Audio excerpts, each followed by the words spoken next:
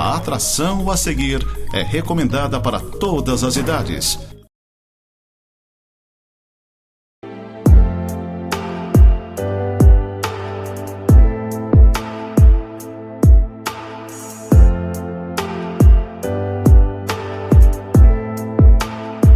Oi gente, tudo bem? Graça e paz a todos. Tem sido um prazer, uma honra sempre adentrar ao seu lar, à sua casa, em meio à sua família, para compartilhar com você as boas novas da palavra do Senhor, neste programa Momento de Santidade, que é veiculado pela Casa do Pai, Igreja do Nazareno em Lages. Eu tenho trabalhado com vocês uma temática e eu vou estar nos próximos programas falando sobre isso. Eu parti semana passada de um texto de Abacuque, capítulo 2, do verso 1 até o 3, onde Deus chega para o profeta e pede que ele escreva uma visão. E a visão era uma visão de juízo, uma visão que representaria a disciplina que Deus exerceria e executaria sobre a nação de Israel, que estava vivendo em estado de rebelião contra os seus mandamentos e contra a sua palavra. Mandou escrever. E a pergunta que eu faço é: por que escrever uma visão? Primeiro, a gente escreve uma visão para não esquecer. A gente escreve uma visão para que essa visão ela fique gravada no coração. A gente escreve uma visão para que todos à nossa volta, e o texto lá diz em Abacuque capítulo 2, do verso 1 ao 3, para que todos pudessem ler, mesmo aquele que passasse correndo. Então a gente escreve para que as pessoas tenham ciência e tomem conhecimento dessa visão. Em último lugar, evidentemente, a gente escreve uma visão, quando ela vem da parte do Senhor, para que todos saibam que Deus é aquele que fala e aquele que cumpre. Então toda visão ela vai ter o seu cumprimento. No caso de Abacuque, estava se referindo ao Império Babilônico que viria para exercer o domínio sobre a nação de Israel, permitindo então que todos fossem deportados, e perdessem então a sua pátria, o seu templo, a sua casa. Enfim, foi uma execução de juízo da parte do Senhor. Isso levou 25 anos depois da palavra liberada até o seu cumprimento, no ano de 587 a.C. Talvez você esteja se perguntando por que falar sobre isso e por que dessa maneira. Respeitadas as devidas proporções, todos nós temos o privilégio de ouvir a voz de Deus de uma ou de outra forma. Eu estava em Itapema, estava nos meus dias de férias e numa noite daquelas, sentado à beira da praia, somente o barulho das ondas, eu ouvi claramente Deus falando comigo, perguntando acerca da visão que eu tinha em relação à igreja que eu pastoreio. E meio confuso na hora, eu levei aquele momento um pouco mais em profundidade e Deus me perguntava: aonde você quer levar a sua igreja? E eu disse: mas eu sei onde eu quero levar, mas você já escreveu sobre isso? E eu disse: não. Então Deus disse: escreve. E aí me veio essa palavra de Abacuque.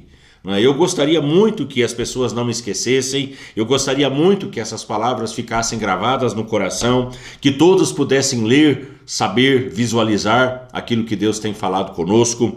E eu quero que todos tenham ciência também de que quando Deus dá algo ao coração, aquilo vai ter o seu cumprimento, ainda que leve um tempo para que isso aconteça. Naquele silêncio, Deus falou comigo. O silêncio é o momento em que o eterno toca o interno para mudar o externo. Frase muito bacana, uma frase que não é minha, é uma frase do pastor Costa Neto. O silêncio é o momento em que o eterno toca o interno para mudar o externo. A primeira visão da Casa do Pai, que eu falei semana passada, é: Casa do Pai, um lugar onde as pessoas são conhecidas por seu profundo relacionamento com Deus. Um lugar onde as pessoas são conhecidas por seu profundo relacionamento com Deus. Esse é o princípio de tudo. Fomos criados para nos relacionar com o Senhor. A visão número 2 da Casa do Pai, a Igreja do Nazareno em Lages, é um lugar onde as pessoas conhecem e praticam a palavra de Deus. Um lugar onde as pessoas conhecem e praticam a palavra de Deus. No livro de Josué, capítulo 1, no verso 8, está escrito o seguinte: não cesses de falar desse livro da lei, antes medita nele dia e noite, para que tenhas cuidado de fazer segundo tudo quanto nele está escrito. Então farás prosperar o teu caminho e serás bem-sucedido. Eu cheguei em Lages em abril de 1991 e foi a minha primeira pregação quando então assumi o pastoreio na Igreja Evangélica de Confissão Luterana de Lages. A minha primeira pregação foi sobre esse texto. Um texto que tem marcado a minha história e tem marcado a minha vida. Os primeiros 9 versículos do livro de Josué, do primeiro capítulo, seriam, vamos dizer assim, uma espécie de discurso da parte do Senhor, um discurso de posse de um novo líder que estava sendo colocado, estava sendo empossado, devidamente instituído e estabelecido, no lugar de Moisés, o grande líder que havia morrido. Então Deus levantou o seu sucessor. O sucessor, ele não vai ser simplesmente tirado de um lugar distante, mas ele vai ser alguém que andou com o líder anterior. Moisés tinha um homem de fé, um homem ousado, que era Josué, juntamente com Caleb, 2 pessoas diferenciadas. E Josué, discípulo do líder, teve o privilégio de continuar a obra, de conduzir então a nação de Israel a adentrar na terra prometida, a terra que manava leite e mel. Deus levantou o sucessor e falou com ele, dando diretrizes. No verso de número 3 do primeiro capítulo, Deus disse: olha, todo lugar que pisar a planta do teu pé, tudo isso será de vocês. Então Deus, ele reafirma as suas promessas. Aquilo que Deus uma vez estabeleceu permanece para sempre. Ele reafirma a sua promessa. Segundo lugar, no verso 5, Deus prometeu a sua presença. Deus diz: olha, ninguém vai poder te resistir todos os dias da tua vida. Assim como eu fui com Moisés, eu vou ser com você. Presta atenção no que eu estou dizendo. Você nunca está sozinho. Você nunca está desamparado. Você sempre tem a presença de Deus com você em todos os momentos e em todos os instantes da sua vida. Deus é um Deus que promete e Ele cumpre. Deus é um Deus que atesta a sua presença, permanece com sua presença para todo sempre. Isso vale para mim e isso vale para você. Em terceiro lugar, Deus encoraja o seu novo líder. Ele diz: olha, tão somente no verso 7, ser forte e muito corajoso para teres cuidado de fazer segundo tudo que está escrito neste livro da lei. Não te desvie dessa lei nem para a direita nem para a esquerda, para que sejas bem sucedido por onde quer que andares. E no verso 9, ele também diz: olha, ser forte e corajoso. Deus, ele encoraja o seu líder. Deus encoraja aquele que assume o ministério. Deus encoraja aquele que está diante de uma grande obra, de uma grande visão, de um grande sonho, que era conduzir a nação de Israel à nova terra. E nesse verso 8 que nós lemos, do capítulo 1 de Josué, está a receita, vamos dizer assim, para a bem-sucedência. A receita para uma pessoa ser bem-sucedida. E qual é essa receita? Eu resumo essa receita em 3 pontos. Primeiro deles, o segredo para ser bem-sucedido não é, vamos dizer assim, ter dinheiro, ter posses, mas a receita para ser bem-sucedido é não cessar de falar do livro da lei, é não cessar de falar da palavra de Deus, é não cessar de falar da Bíblia. Eu pergunto para você, qual é o conteúdo da sua boca? O que a sua boca fala? Jesus, ele disse em Mateus capítulo 12, no verso 34, que a boca fala do que o coração está cheio. Presta atenção, a boca fala do que o coração está cheio. Tem gente que só sabe falar de política. Tem gente que só sabe falar de mulher. Tem gente que só sabe falar de futebol. Tem gente que só sabe falar disso, falar daquilo. Mas ao servo de Deus está ordenado não deixar de falar da palavra do Senhor. Se você quiser ser uma pessoa bem-sucedida na sua vida, você precisa aprender a falar da Bíblia, a falar da palavra do Senhor. Em Efésios capítulo 4, no verso 29, o apóstolo Paulo disse: não saia da vossa boca nenhuma palavra torpe, e sim unicamente aquela que for boa para edificação, e assim transmita graça àqueles que ouvem. A gente acha que palavra torpe é um palavrão. Sim, também é. Mas palavra torpe é aquela palavra sem vida. Palavra torpe também é aquela palavra que causa divisão dentro da sua casa, dentro da sua família. Palavra torpe também é aquela que magoa a esposa, que magoa o esposo, que magoa os filhos, que magoa as pessoas que estão à volta. Palavra torpe também é aquela palavra que causa divisão dentro da igreja, enfim, que causa os estragos que a gente tanto percebe na nossa sociedade. Então palavra torpe não é somente o palavrão, mas é tudo aquilo que cria a confusão, é tudo aquilo que que cria a divisão, é o grito, é o berro, é o desentendimento. Isso também é uma palavra torpe. Paulo está dizendo, olha, não saia da vossa boca, mas saiam palavras que sejam boas para edificação. E essa palavra, ela precisa ser a palavra da Bíblia. No mesmo capítulo, no mesmo livro de Efésios, no capítulo 5, no verso 19, depois de Paulo dizer que todos nós devemos ser cheios do Espírito Santo, ele diz, falando entre vós, no verso 19, falando entre vós com salmos, com hinos e cânticos espirituais. Ou seja, o que sai da minha boca, o que sai da sua boca deve ser hino, deve ser cântico, deve ser o cântico espiritual.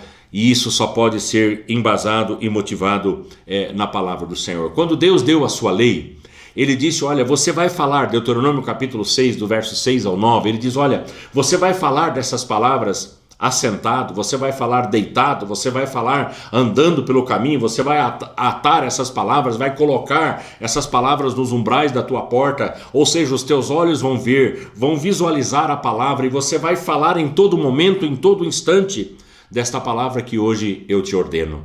A lei do Senhor ela é perfeita, a lei do Senhor restaura a alma, a lei do Senhor é pura, o mandamento do Senhor é simples.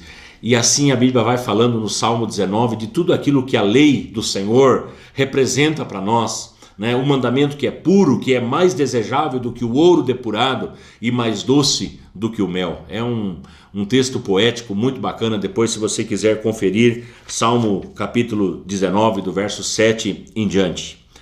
Eu cresci num lar onde a Bíblia ela foi ensinada desde pequeno.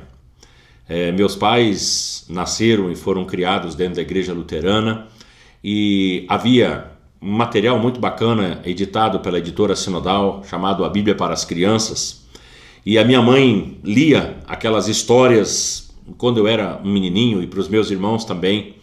E é interessante que esses dias eu estava olhando na minha estante lá em casa, eu encontrei a mesma Bíblia que a avó Irmgard, a mãe da minha sogra, ela endereçou para sua netinha, minha esposa, né, dedicando em 1983, quando a Lise tinha 9 anos de idade, ela deu essa Bíblia autografada para ela.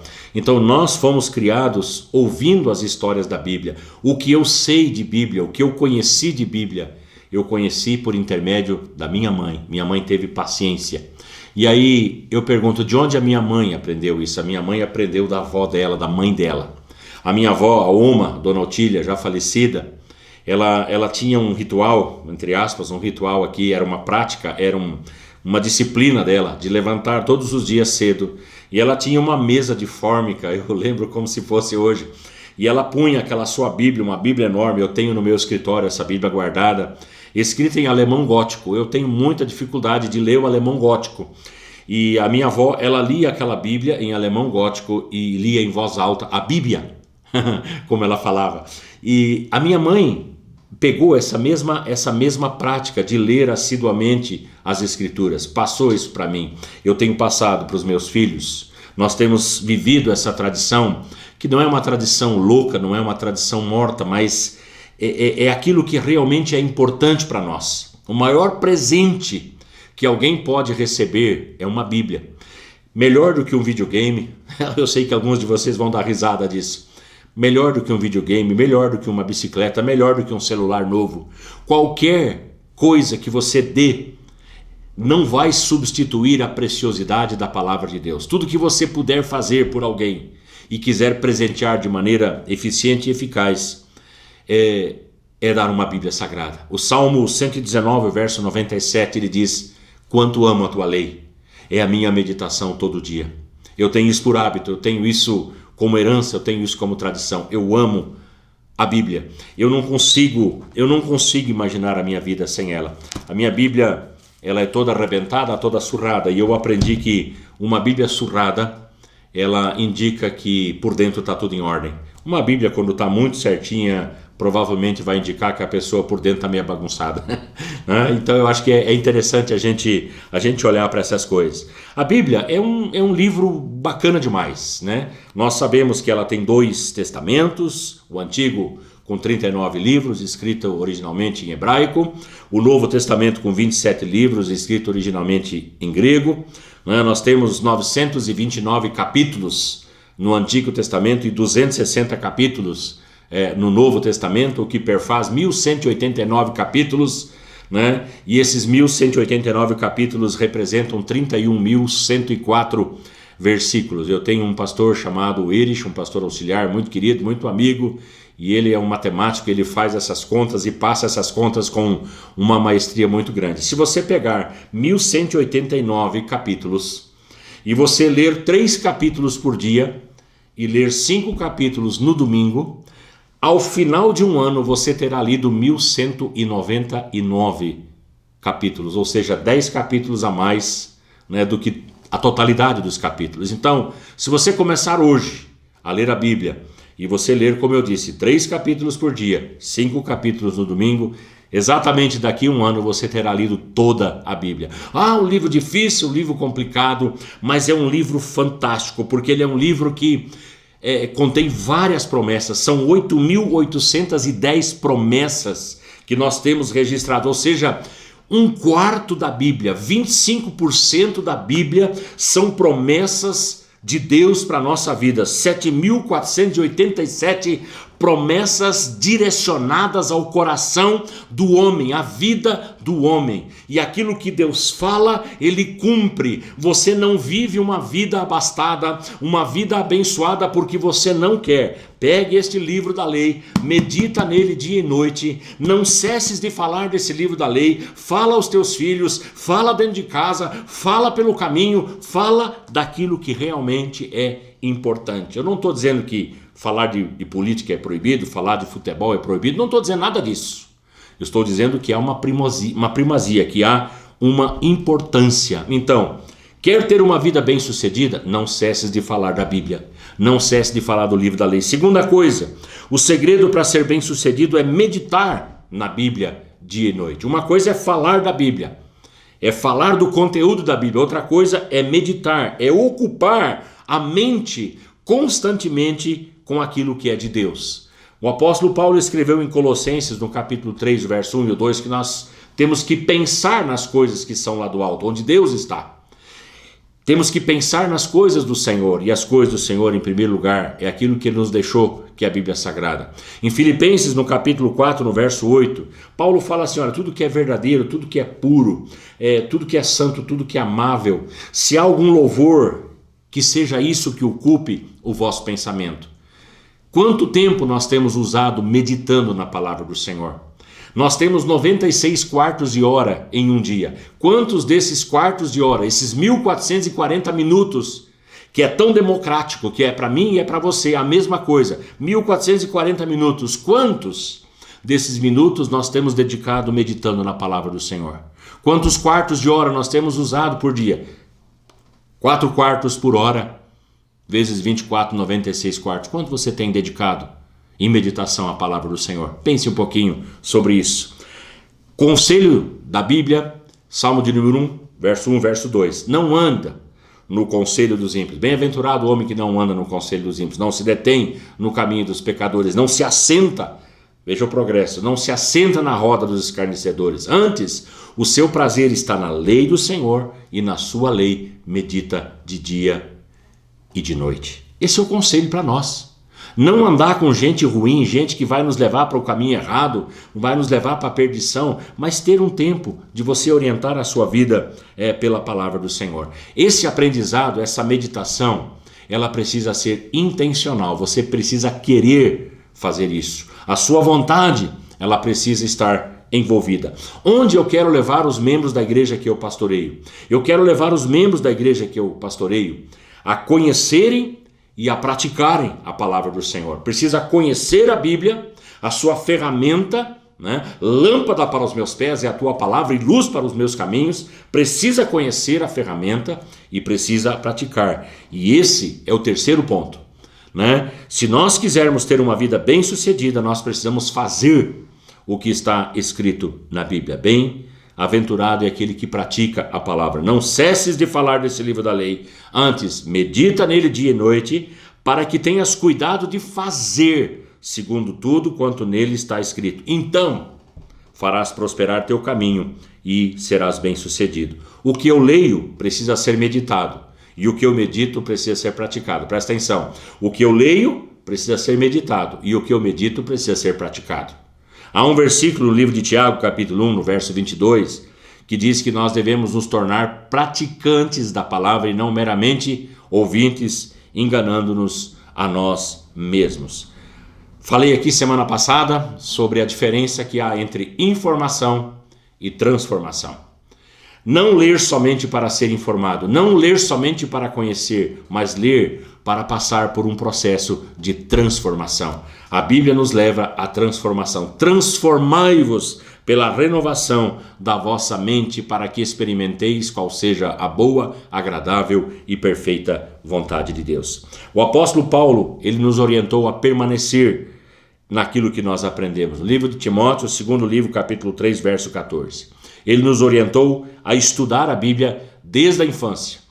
E desde a infância sabes as sagradas letras que podem tornar-te sábio para a salvação em Cristo Jesus. Então é desde pequeno. Ah, pastor, mas eu não tive esse privilégio. Muito bem, começa agora. Começa daqui para frente. Esquece o passado. Esquece onde errou. Esquece onde falhou. E começa a fazer o certo daqui para frente. Começa a meditar, começa a estudar, começa a pensar de que forma você pode buscar a transformação de vida. Paulo disse a Timóteo no primeiro livro, capítulo 3, verso 13, aplica-te à leitura até a minha chegada, aplica-te. Se você não aplicar o seu coração, não haverá transformação, precisa aplicar na leitura. 3 capítulos por dia, 5 capítulos no domingo, e você terá lido a Bíblia totalmente em um ano. Isso é disciplina.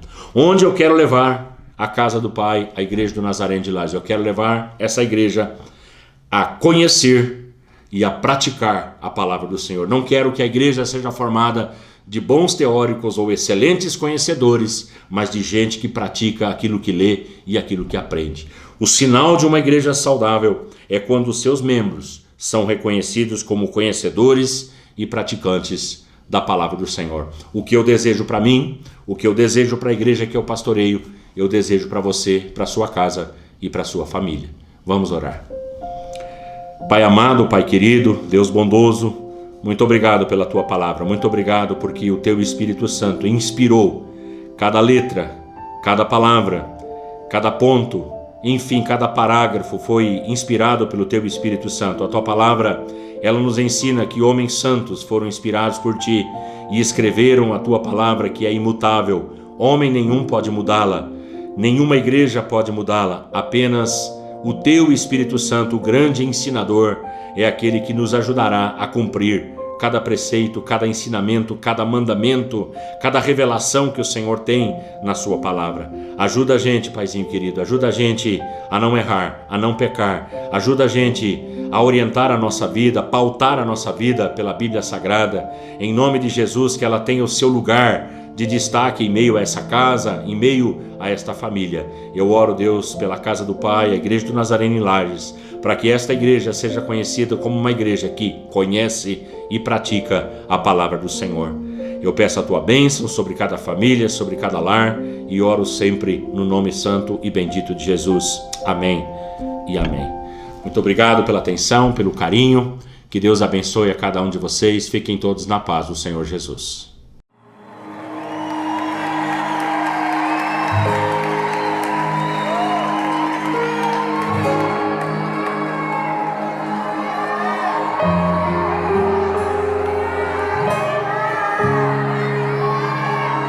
Você é bem-vindo aqui. A casa é sua, pode entrar. Me esvazio de mim, me esvazio de mim.